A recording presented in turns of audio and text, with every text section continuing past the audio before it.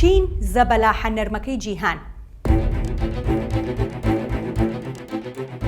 کێشە سەربازەکانی لەگەڵ تایوان و تا ڕادەیەک هۆنگ کۆنگی لێ دەربکە دەتوانین بڵێن چین نەرمترین زەبەلاحی جیهانە کە هەر بە بێدەنگی سەرقاڵی کۆنترۆلکردنی جیهانە.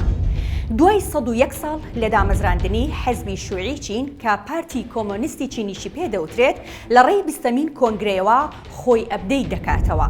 دەیەوێت تیۆر و فکری پلان و استراتیژەتی ململانێ و ناکۆچیەکانی سەر لە نوێ لەگەڵ سەردەمی نوێدا دابڕێژێتەوە.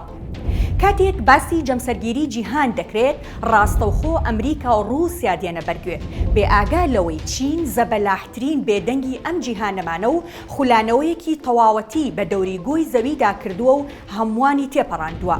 ئەو چینەی ئەمڕۆ بۆ تا ڕکا بەراترسناکەکەی جیهانی سەرمایەداری ڕۆژئاوا پارتی کۆمۆنیستی لە پشتەوەیە کە ئەمڕۆ بە نزیکەی 97 ملیۆن ئەندامەوە 20مین کۆنگرەی هەر بە بێدەنگی دەست پێ کرد. ئەگەر ئەمریکا و رووسیا هێزی سەربازی و چەکی ئەتۆمی و هەژمونی هێزیان هەبێت لە وڵاتە جیاوازەکاندا ئەوە چین هەم سەربازی هەیە و هەم ئەتۆم. بەڵام هێزە ئابوووریەکەی تۆقێنەرە و لەگەڵ ئەمریکادا شان لە شانی یەکتر دەدەن. ئەگەر ئەمریکا بۆی هەبێت بچێتە بازاڕی هاوپەیمانەکانی و بە زەحمەت نەیارەکانی ببڕێت ئەوە چین هەر بە بێدەنگی و دوور لە ژاوەژاو دەچێتە هەموو قوژبنیەکی ئەم جیهانەوە.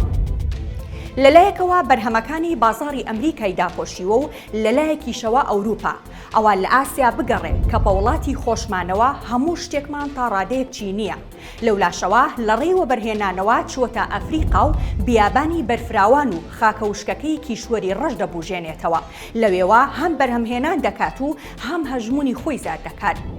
ئەنتۆنی بلینکن وەزیری دەرەوەی ئەمریکا پێشبینی دەکات لە 2 دەی داهاتوودا گەورەترین ئاڵنگاری لە بەردەم ئەمریکادا پاوەندخوازەکانی چین دەبێت. بە گوێری ڕێزبەندی ساڵانەی گۆڤاری CEO World لە 2021دا ئەمریکا وەک یەکەم هێزی ئابووری و سەربازی لەسەر ئاستی جیهان دیاری کراوە. پاشان چین با پلەی دووەم دێت و دواتریش ڕووسیا لە پلەی سێیەمدایە.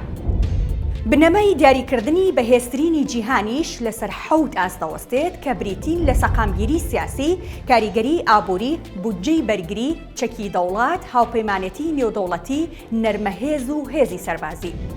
لێرەش لە هەرێمی کوردستان ساڵێک لەمەوبەر لی چینگشینگ کۆنسۆڵی بازرگانی چین لە دیدارێکی تەلەڤیزۆنی داوتی هەرێمی کوردستان بەشێک بووە لە ڕێگای مێژووی بازرگانی ئاوڕێشمی. وتیشی عێراق و هەرێمی کوردستان بەشێکن لە دەستپێشخەری یەک پشتێنە یەک ڕێگای چین کە بە ڕێگای ئاوڕێشمی نوێ ناسراوە.